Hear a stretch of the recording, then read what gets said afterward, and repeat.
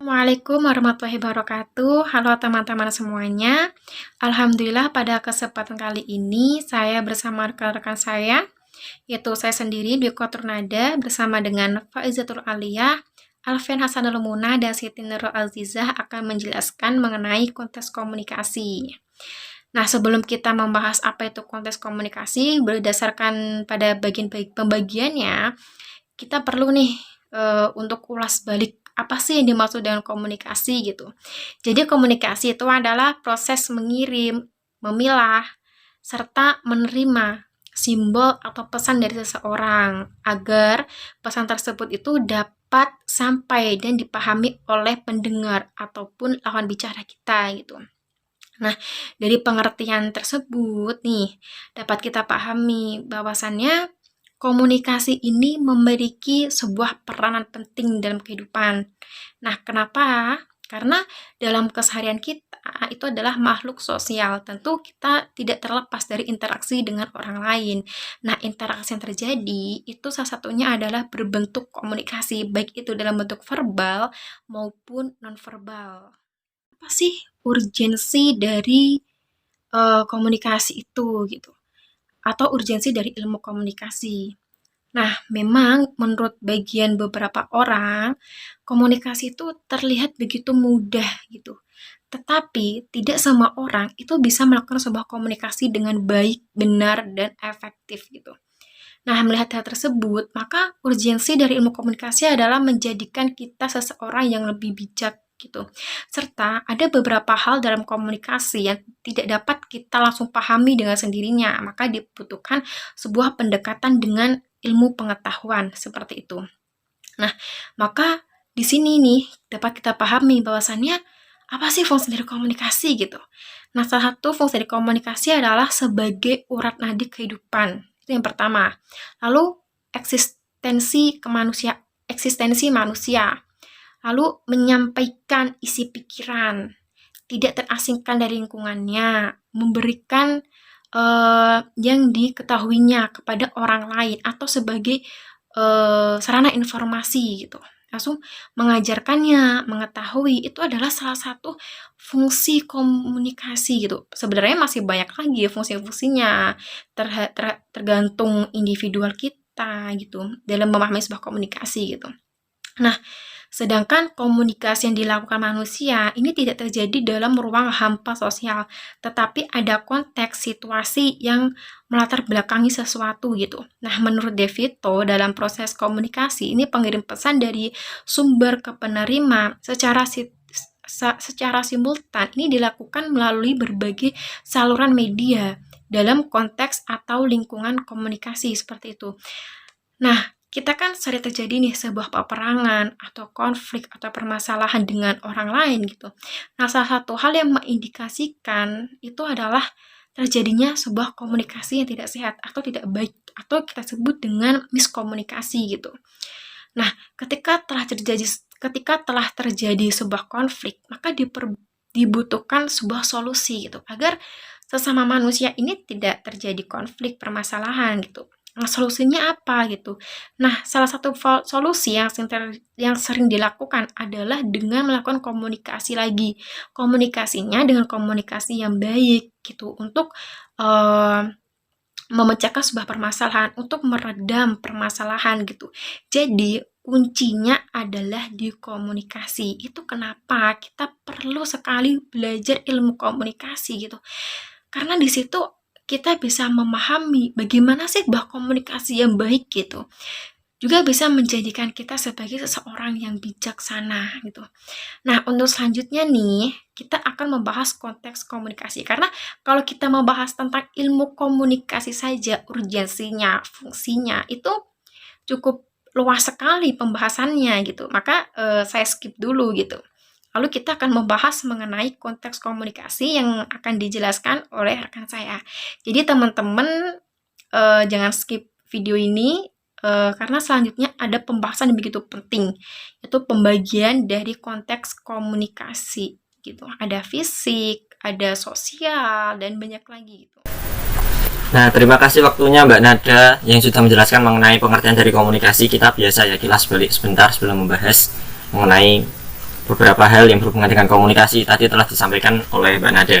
Nah, teman-teman semua, selanjutnya ini kita membahas mengenai konteks komunikasi. Kita sudah tahu ya, kalau komunikasi itu pasti terjadi di antara ruang dan juga waktu, di dalam ruang dan waktu, dan juga terjadi dalam konteks-konteks tertentu. Nah, ini pembahasan kita pertemuan kali ini membahas mengenai konteks komunikasi. Nah, konteks komunikasi yang dibahas di dalam komunikasi ini meliputi beberapa hal, baik unsur fisik, psikologi, sosial, maupun konteks waktu. Kita akan bedah satu persatu ya teman-teman. Yang pertama, adanya konteks fisik. Yang dimaksud fisik di sini bukan badan atau anggota badan dari komunikan atau komunikator, tetapi konteks fisik di sini lebih condong pada keadaan lingkungan saat komunikasi itu terjadi.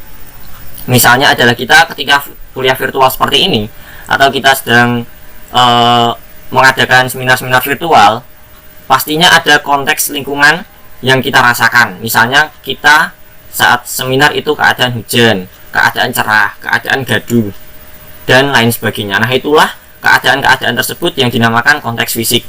Lanjut, kemudian pembahasan yang kedua mengenai konteks psikologis, yaitu meliputi semua unsur sikap prasangka dari seorang komunikator.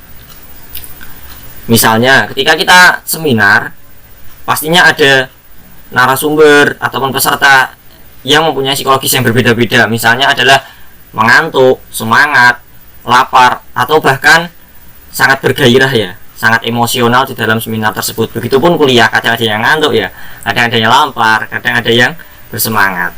Seperti itu. Kemudian yang ketiga, adanya konteks sosial. Konteks sosial di sini meliputi hal-hal yang sudah menjadi norma dalam suatu kelompok dan karakter budaya di mana pengirim, penerima pesan sedang berada. Misalnya adalah kita ini ya, hidup di Jawa. Kita itu mempunyai unggah-ungguh bahasa khas orang Jawa ya, yaitu ngoko alus, ngoko lugu, kromo alus, kromo lugu. Nah, bahasa-bahasa itulah yang dinamakan konteks sosial karena hal-hal tersebut terjadi dipengaruhi oleh jenjang usia dan juga keadaan ataupun tingkatan strata sosial. Misalnya kita berbicara pada priai, kita haruslah menggunakan bahasa yang menggunakan kromo alus. Ketika kita berbicara dengan teman sebaya yang sudah akrab sekali, kita menggunakan ngoko lugu, tidak masalah. Tapi ketika kita baru menemui orang baru yang sekiranya itu seusia dengan kita harus naikkan grade sedikit ke ngoko alus. Nah, hal-hal itulah yang perlu diperhatikan dalam konteks sosial. Jangan sampai kita salah ya dalam berbahasa, karena itu nanti akan berakibat tidak adanya attitude dan lain sebagainya.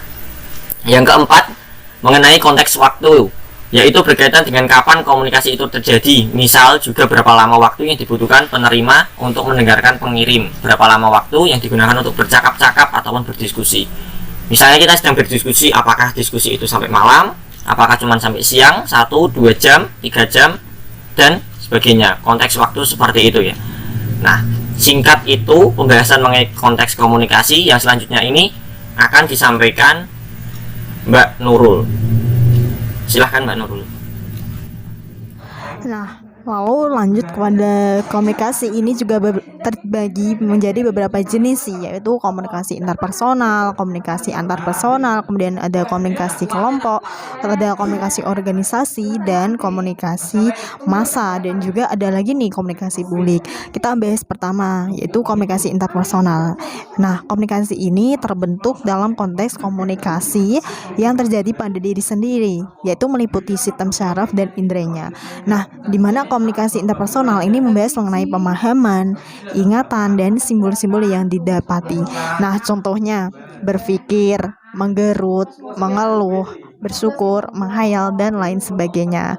Nah, lalu yang kedua ada komunikasi antarpersonal. Nah, pada komunikasi ini itu sifatnya lebih pribadi. Misalkan komunikasi diadik atau komunikasi yang melibatkan dua orang.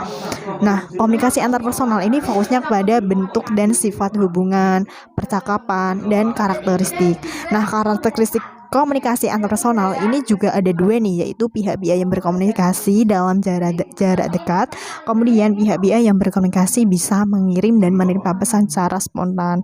Misalkan komunikasi antara guru dan murid, komunikasi suami istri, komunikasi persahabatan. Nah, lalu yang ketiga ada komunikasi kelompok nih, yaitu komunikasi yang terjadi antara kumpulan individu yang membahas dinamika kelompok, pola, dan bentuk komunikasinya itu seperti apa. Misalkan dalam komunikasi belajar, kelompok belajar ya, kemudian ada kelompok bermain. Nah, itu contohnya. Nah, selain itu dalam komunikasi kelompok ini juga ada tahapan-tahapan nih, yaitu farming atau orientasi, kemudian ada konflik, formalisasi, performing, dan pembudayaan. Nah, apa aja sih, kita bahas yang farming atau orientasi terlebih dahulu. Nah, pada tahap ini seorang datang sebagai anggota, kemudian masing-masing akan mempelajari sikap dan perilaku dari masing-masing anggota. Nah, posisi orientasi ini penuh dengan karakteristik yang penuh tidak kepastian karena kan masih kenal ya. Langsung yang kedua ada konflik atau persinggungan. Nah, setelah mengenal ya, maka persamaan dan perbedaan ini dapat muncul nih. Nah, karena permunculan persamaan dan perbedaan ini akan muncul problem pada tahap ini yang maka membentuk sebuah struktur. Lalu yang ketiga ada normalisasi. Nah, pada tahap ini kesepakatan bersama ini untuk menata dan membagi kelompok. Yang keempat, performing, yaitu tahap pembagian kerja. Tahap ini sangat penting untuk mencapai tujuan kelompok. Pembagian kelompok dapat menjadikan setiap anggotanya lebih fokus untuk melaksanakan tugasnya tanpa mengganggu dari anggota yang lain. Lah, langsung yang terakhir ini ada pembubaran. Nah, pada tahap ini dikhususkan untuk kelompok-kelompok kerja yang sifatnya sementara. Setelah suatu proyek selesai atau suatu permasalahan berhasil ditemaskan, kelompok kerja yang disebut akan dibubarkan. Selanjutnya yaitu komunikasi organisasi. Yang dimaksud dengan komunikasi organisasi yaitu komunikasi yang melibatkan antar kelompok. Komunikasi kelompok bisa dikatakan sebuah proses penciptaan serta saling menukar pesan dalam satu jaringan hubungan yang bergantung oleh satu sama lain untuk mengatasi lingkungan yang tidak pasti atau lingkungan yang berubah-ubah. Contohnya adalah OSIS, organisasi masyarakat, dan organisasi pemerintahan. Dan selanjutnya komunikasi massa. Komunikasi yang terjadi tanpa adanya tatap muka. Contohnya yaitu penyiaran atau radio dan televisi. Dan yang terakhir adalah komunikasi publik. Yang dimaksud dengan komunikasi publik yaitu komunikasi yang terjadi antar satu orang dengan orang banyak sebagai pendengar. Komunikasi publik berupa komunikasi tatap muka dan lebih formal, tetapi pendengar hanya memberi umpan balik yang non-verbal dengan senyuman, tepuk tangan, dan lain-lain. Contohnya adalah ceramah dan pidato. Apa yang saya dan rekan-rekan saya jelaskan tentang konteks komunikasi. Semoga bisa menambah wawasan, pengetahuan teman-teman mengenai komunikasi. Dan apabila ada kesalahan dan tutur kata, kami mohon maaf. Sekian dan terima kasih. Wassalamualaikum warahmatullahi wabarakatuh.